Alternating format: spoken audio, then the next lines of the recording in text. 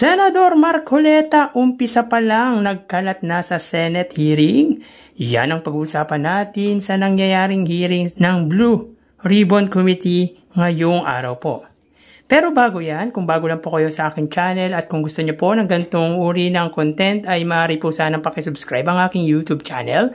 Pakilike and share natin po mga kaparokya para mas dumami po ang makapanood ng content natin. Maraming salamat po sa inyo mga kaparokya at maraming salamat din po sa mga patuloy na sumusubaybay, sa mga solid viewers natin, sa mga subscribers po natin, and of course sa mga OFW na patuloy na sumusubaybay, patuloy na tumatangkilik ng ating munting channel. Muli, maraming salamat at sobrang na-appreciate ko po kayo mga kaparokya. So yun nga mga kaparokya, umpisa pa lang ay nagkakalat na agad si Senador Rodante Marcoleta. Masyadong obvious ang galawan mga kaparokya ng senador na ito at nakaka-disappoint ang gantong senador mga kaparokya para sa akin.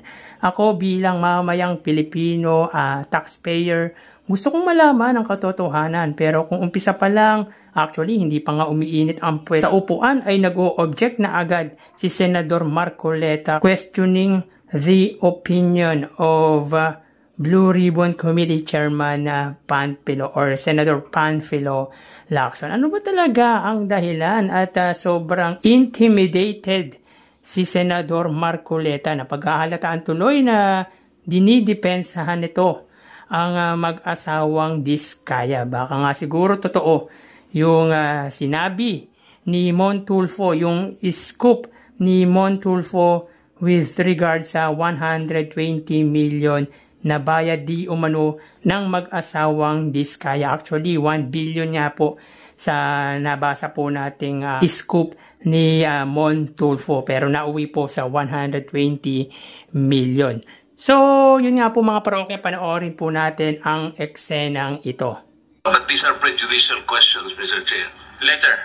Let's hear first from the principal witness this morning. No, but these are prejudicial questions. Okay, Mr. go ahead, Chair. go ahead. Foremost to my mind, Mr. Chair, is the integrity, the impartiality, and the objectivity of the proceedings of this committee. Mr. Chair, you were interviewed on Billionario Channel by Miss Pinky Webb. Basahin ko po, sabi niya, Senator Ping, para sa inyo, sino ba ang sabihin natin worth it or dapat na ikonsidera na state witness na ipasok man lang dito sa Witness Protection Program? And you responded, at this point between Diskaya and Bryce Hernandez, Mr. Chair, question is, does the chairman has the prerogative or the right to make judgment? No. That's my perspective, no? That's my personal opinion outside of the hearing or outside of this hall. So don't question my opinion. I am not questioning your opinion, Mr. Chair, but you are the chairman of this committee. Anyway, let's proceed with the you are not interested in the prejudicial question that I am going to raise, Mr. Chair? Go ahead, you raise your prejudicial. Kaya sinasabi ko sa inyo You're an investigator, we are investigating. Away kagad tayo rin. Mr. Chair, we are still investigating.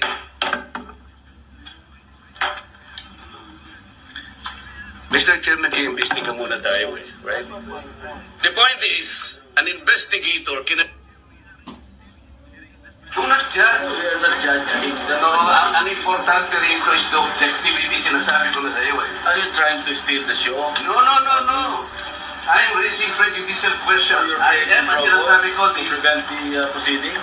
Mr. Chair, sinabi ko na sa iyo, the interest of this committee is the impartiality, the objectivity. Sana huwag kayo magbibigay ng opinion. Why did you choose, for example, Bryce? That's my opinion. You cannot question my opinion. Outside of this hall, you cannot question my opinion. You also express your opinion. I am questioning your opinion because you are the chairman of this committee, Mr. Chair. What's your opinion? Ano mangyayari nito? So, mas credible si Bryce kaysa Diskaya. Bakit ganon? Why are we trying to prejudge this? Hindi, Mr. President, we are still in the process of investigation. If we are in the process of investigation, why are you so protective of the Diskaya? Why are you so protective? I am not protecting them. Mabuti sinabi mo yan, Mr. Chair. Pwede ba nating i-record ito? Palagi nyo sinasabi, I am protective of the Diskaya. When I was chairman of this committee, the only remedy provided under the law is for them to apply if they qualify under the process of witness protection program. That's all what I did. Session is resumed. Session is resumed. Mr. Alcantara, you proceed. Thanks, Mr. Chair. Mr. Alcantara, you proceed. I will register my continuing objection, Mr. Chair. I will question the objectivity of these proceedings if you will not allow me raise these points. Maybe in the plenary this afternoon I will raise it. Go ahead. Mr. Alcantara, you proceed with your statement. Your Honor, okay lang po bang... So yun nga mga kaparokya, anong masasabi nyo kay Senador Marcoleta? Grabe, hindi na pala pwedeng magbigay ng opinyon. Pero mga pinagsasabi nito sa Net25, okay lang, hindi ba opinion din yun?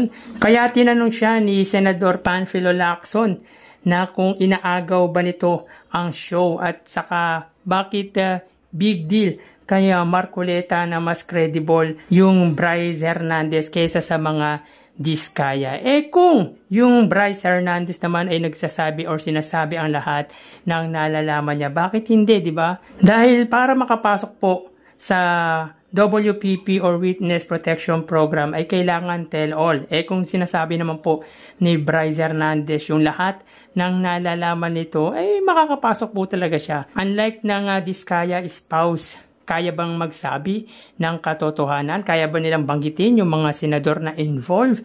Dahil nung unang hearing kay Senador Marcoleta ay puro congressman lang ang pinagsasabi nito. Kumbaga, ibinunyag niya ay puro congressman lamang samantalang may mga senador na involved sa flood control anomaly. Alam ko may alam yan ang mag-asawang Diskaya. At saka kaya ba nilang ibalik ang yaman galing sa taong bayan? Kung kaya nila, then pwede naman pong i-evaluate ng DOJ or Department of Justice yan. Pero kung pinipilit nito ni Senador Marcoleta yung bagay na maging state witness ang mag-asawa without tells all at hindi binabalik ang nakuhang kayamanan galing sa taong bayan, for sure lahat ay hindi sasang-ayon sa gusto nito, sa gusto ni Senador Marcoleta. Masyado nang napaghahalataan po mga kaparokya si Senador Rodante Marcoleta.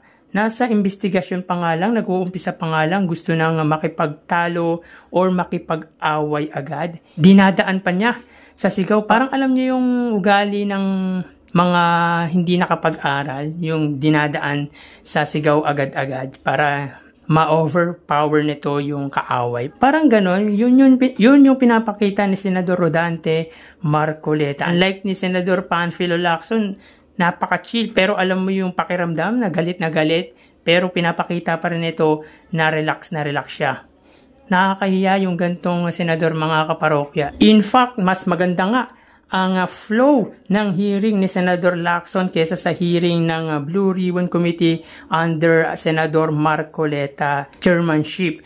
Kasi mga parokya, pansin ko kay Senador Marcoleta, meron siyang pinagtatakpan kasi sabi ng mga Diskaya sa unang hearing ay 2022 to 2025. So, under kay Marcos administration lang. Paano naman po yung sa Duterte administration kung saan sabi ng asawa ni Curly na si Sara Diskaya ay nag-start po sila sa DPWH noong 2016. Actually, tanong pa nga po yan ni Senador Bato de la Rosa. So, yun palang mga kaparokya, meron ng kino-cover up si Senador Rodante Marcoleta. At saka mga kaparokya, mas unti-unting lumalabas ang katotohanan. Talagang dinadahan-dahan ni Senador Panfilo Lacson para lumabas ang katotohanan. Diba mga kaparokya? Fair pa nga yun Si Senador Marcoleta lang yung nagsasabing hindi fair. Kasi nga mga kaparokya, meron siyang pinagtatakpan. Meron siyang hidden agenda. For sure, para sa akin lang po yun mga parokya. Tingin ko meron pong pinagtatakpan at merong hidden agenda si Senador Marcoleta. Masyadong nakaka-disappoint mga kaparokya ang ugali ni Senador Marcoleta. Hindi pa pwedeng simulan muna yung hearing bago magtanong? Kasi mga kaparokya, masyadong obvious yung ginagawa ni Senador Marcoleta. Talagang gustong-gusto na itong maging state witness ang mag-asawang Diskaya. Well, mga kaparokya, wala naman pong masama maging state witness ang mag-asawa.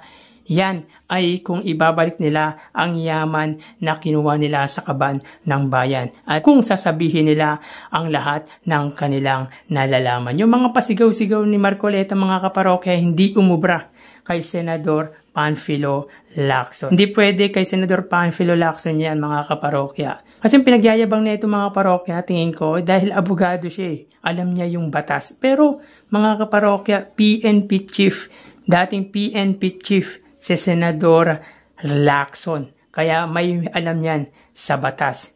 So kayo mga parokya, anong masasabi nyo sa pag-uugaling meron ang isang Rodante Marcoleta? At tingin nyo ba, mas maganda po ang flow ng hearing ni Senador Lacson kaysa sa hearing ni Marcoleta?